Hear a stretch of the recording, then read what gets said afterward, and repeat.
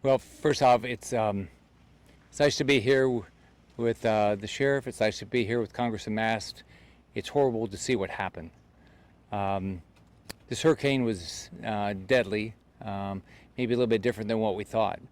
Um, we've had hurricanes with a lot of storm surge. We got it.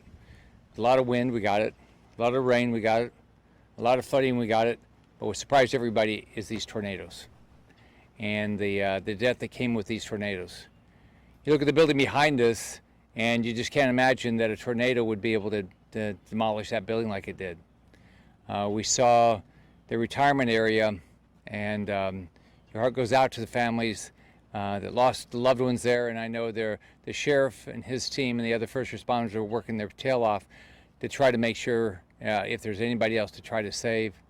There's, got a great sheriff's department here. They're doing a great job. I talked to the president 2 days ago, and I told him, we've got to make sure, and he agreed with me, that we got to make sure that FEMA, all the federal agencies that do disaster relief are fully funded.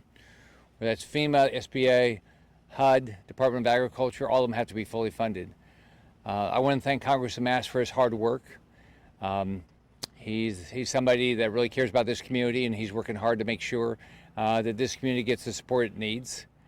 Our officers are working together. You can call his office. You can call my office. You've got to, if you're going to look for any federal relief, you have to basically sign up through FEMA. FEMA is the organizes all the different federal agencies, and you've got to sign up. We're going to make sure it's fully funded. HUD's funded, SBA funded. They're all fully funded. So I've been traveling the state. This is my third place today. I've seen a lot of flooding. It's really horrible on the West Coast, some of the flooding. Also we went up to DeLand and saw the flooding there. But I think the sheriff will talk about this. The Florida Sheriff Association does a great job working together. Our police departments work together.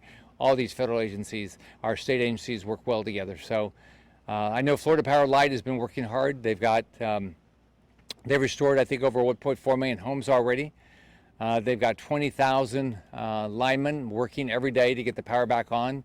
I want to thank them for putting out really good information about when they think people are going to get their power back on. I know we're following it in Naples, where I live, but it's a great company. We got great utilities around the state, but Florida Power and Light is a great leader, and they do a good job bringing people in and getting their stuff done. We have, I think, now over 40,000 linemen in the state. It's similar to what we've done in the past. These are, you look at all the utilities, our publicly traded utilities, our co-ops, our county, our city-owned facilities are all doing a good job of trying to get the power back on as quickly as they can.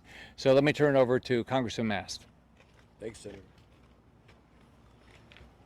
It matters to have all hands on deck, from our sheriff, who is absolutely everywhere protecting these communities, making sure that people aren't coming in there sifting through the destroyed homes, and he's out there community after community. And it matters to have everybody up to our senator, trying to make sure that the FEMA dollars, the HUD dollars, the SBA dollars are there. My office as well. His staff trying to work to make sure that people can get through to FEMA, or if they don't have ability to get online, here's a computer to do it, just down to minutia things that our staffs are out there just working to try and help people do, as community does. Everybody always looks to what's next, what's the next thing. And here's the thing that I've been talking to a lot of people about. The senator and I both have colleagues that deal a lot more with tornadoes than what we do in Florida, and this has been the advice given to me by every one of the both senators and representatives that I've spoken to. And I say this because people are dealing with tornadoes. That's what we're talking about here. So people from Oklahoma, Texas, Kansas, they've all been telling me this. As you deal with your insurance company, you might be thinking, thank God my home doesn't look like the one next to me or two over, because it just doesn't look like it's nearly destroyed. You think you're just missing a couple roof tiles or something else. These were tornadoes that are different than hurricanes. They set one home on top of another. They set dumpsters on top of homes. They set cars on top of homes. You might think it's just a couple roof tiles. You better make that insurance company prove to you that your roof trusses are not twisted, that the frame of your home is not twisted, that your home is not somehow pushed off its slab in a way that you can't recognize. You may not see it, but it might actually be that way, just the way people think. If they get into a car accident, hey, they might fix the headlights and the paint, paint, but underneath the frame might be twisted up. That's the same way you got to think of your home. That was what was told to me by representatives and senators from those states that their people deal with on a regular basis, who deal with tornadoes on a regular basis. Make sure that your insurance company proves to you that those other things like that are not twisted up underneath. That's more than meets the eye. That's the advice I give to people. I thank the senator for being here, and I thank the sheriff for his work. Again, we've put out a lot of information really quick, but I think the most important thing is if you look around throughout this process, all of our officials who are actually here with boots on the ground. It's not talking points that they're given here. They're here in person. They've sent every resource. There's not been one thing denied. I think we had over 1 million square feet of blue tarps delivered last night and 55 miles of rope that we're able to get out into our community. So we have tons of resources. They are doing everything they can, and we're seeing it right here, and their actions are saving lives. Thank you. We can answer any questions anybody has. I have one for the sheriff. What are the names of the 6 individuals and the ages who passed as a result of the tornado? I'm not releasing the names at this time. We'll follow up with that. How come? Well, we're giving the family time to grieve and people to come together. And we want to respect them, don't we? I would think so. Yeah, we do. We do. We're also trying to inform people whose loved ones are missing. People are asking the names. You guys are investigating it. Next question. Yeah. Senator, I think Senator, I have a question. You talked about, Dave Bowman, WPTV. You talked about getting the funds to FEMA and the other agencies to make sure people are taken care of. How adequately staffed, in your opinion, is FEMA right now, not only to get people to the scene, but to process the forms, make sure there's no fraud and that sort of stuff? Yeah. First off, what I talked to the president about is one thing that's really going to be important is you get the FEMA people close to where the people are that got injured, right? You can't be a half hour away or something because they can't get there.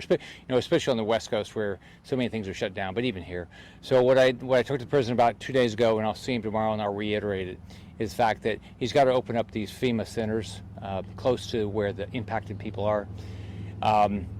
The SBA is part of that. What they need to do, what they should do, is they'll open up a village where you can go in, and the state should be doing the same thing with them for the insurance. What Congressman talked about with the insurance companies, but in SBA's case, you need to go ahead and apply, and our job is going to be to make them sure they have the funds because SBA is the one that does the no interest loans or low interest loans for housing and for businesses. So I talked to the president about it. I talked to the administrative FEMA 2 days ago, and I talked to the individual that runs the Southeast for FEMA every day, and I've told them the same thing. And we started, even with Helene, we're doing the same issue because we just had Debbie, and that wasn't a coastal event as much. So. But it's a big deal. Do you think the staffing is there right now, or are they going to have to take on? They're going to have to bring more people in, but I think they'll. I'm optimistic that they'll get the resources. They got now you got Georgia, East Tennessee, and North Carolina. So, but what they'll do is they'll bring in individuals from other agencies to do it. And what the big thing is trying to get you started. You got to get started in the process. So. Senator, let me touch on something. Yeah. Here, hold on a second. I'm going to say something about FEMA as well.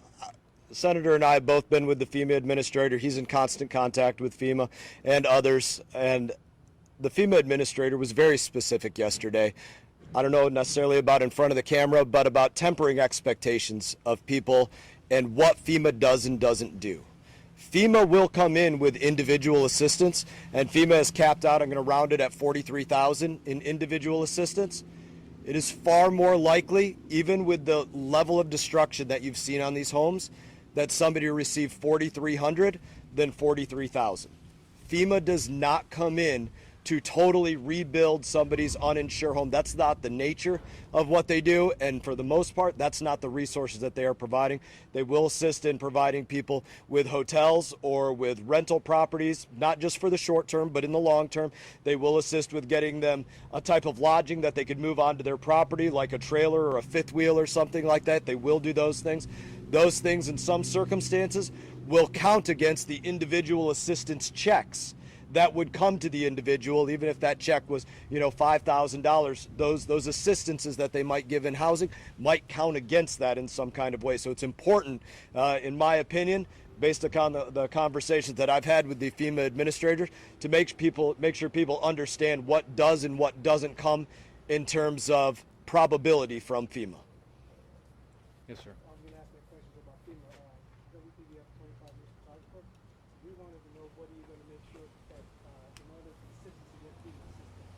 So here's this process is you got to go apply. All right, so you've got to, both of our offices will help you do that. And we've got individuals that have done this in the past because of other disasters. We'll help you go through that process. But you got to go apply, and you got to start the process, and you got to be able to document things. And we'll do everything we can to be helpful to you. But the thing is, the Congressman said, we have to understand the limitations of what FEMA does. FEMA historically is a response organization to the governor of a state. So that's how I built a relationship with them, because while I was governor, we had 4 hurricanes, we had flooding, we had tornadoes, and you've got to hit criteria. This clearly hits the criteria for FEMA, but there are limitations. And we'll work with any family. We'll just call one of our offices. I've got 9 offices in the state. You've got offices in this district. Senator, I'd make one other quick point. St. Lucie County, where you're all standing right now, Fenn Center right now on Virginia Avenue is the go-to place for all levels of government. There is everybody from FEMA there that can help people if they don't have cell service, don't have Wi-Fi, to be able to get online and be on the system and start filling things out. That portal opened in St. Lucie County a few hours ago, let's say about noon today on Saturday. That portal roughly opened. And so the Fenn Center in Fort Pierce, on Virginia Avenue, you have everybody from Health and Human Services to our congressional and senatorial offices to people from FEMA, all there, one stop to shop. Not to say they're not out in other places in the communities, they are, but that is the St. Lucie County one stop. The other thing everybody ought to do is, if you're uncomfortable with how you're being treated by insurance companies, the first step, what I do, I call the Department of Insurance, and then I would call the governor's office, and I would call the CFO, because insurance is a state issue. Now flood insurance is a national issue, so either of us will do everything we can to be helpful on that. But I would go in that order of calling them. But you got to document everything. Anybody else? Thanks, everybody. All right. You have another one? Yes, sir. Right now, most of our efforts are being focused in that quarter square mile area of Spanish Lakes. That's what was hit the most. It's a 55 older community that's made up of mainly modular homes. So what we would traditionally think of a concrete home in Port St. Lucie with a front door and maybe a roof being missing, these whole homes are missing. So we're finding hundreds of yards away, these trailers are being rolled. So we're going through there. We're not going to leave until every square inch of that area is combed through. 1 time, 2 times, 3 times, we're just going to keep going and going. So however long that takes, I'm committed. I know our representatives here are committed to providing the resources to make sure that we find anybody that might potentially be there. But again, this is going to be a long process. A lot of people are snowbirds, so we don't know who's in a residence, who's not in a residence. And then we've also urged people in that community to go seek shelters. So we're trying to go through a Rolodex of those residents there to see if we can make contact with them. Not everybody has a smartphone or a cell phone, especially when we're dealing with the elderly in the community. So we're doing door to door. We're sending deputies out to try to see where they're at, cross-referencing different intelligence to see if they're in another state. But again, regardless, we're going to grid search this entire area because it is complete devastation. So. Sheriff, just to expand on that, do you have a rough head count of how many people are accounted for versus still missing? Not necessarily that they're gone, but they might be in another state and the like. I don't have that number. We're not really we're tracking as much as we can. We're marking the properties and the houses. So right now we're not necessarily doing the search or cataloging it from you're the registered owner of this house, or you're the title holder, because they might have rented it out. So we're going plot by plot and doing it off of who could have possibly been there, whether they let somebody stay there, a relative, it was an Airbnb. So there's so much that we're combing through, and we're just over 48 hours, a little bit longer than that out from there. So we're starting that process of data logging everything. And I know that night we were able to relocate, get 25 people out of there, and we got them to emergency shelters. So again, we're pushing through as fast as we can. I'll try to come up with the number. I'll ask our team there. But again, right now our focus is going through that rubble and finding and saving as many lives as we can. Do you still believe that this, obviously Wednesday night and even Thursday, was a search and rescue? Mm-hmm. is it fair to call it a search and recovery, or is it still? You know, I want to stay optimistic. I'm going to stay optimistic all the way through, but we know the reality of it is, you know, a lot of elderly people have medical conditions. We're going well and beyond 48 hours. That means 48 hours of no water, 48 hours of no food. On top of that, no medication. So I'm going to stay optimistic and say we're going to continue to rescue. But again, we want to make sure that we're able to bring closure and recover anybody that might be still stuck in this rubble. All right, thanks everyone. Thanks, everybody. Thank you, guys. Okay.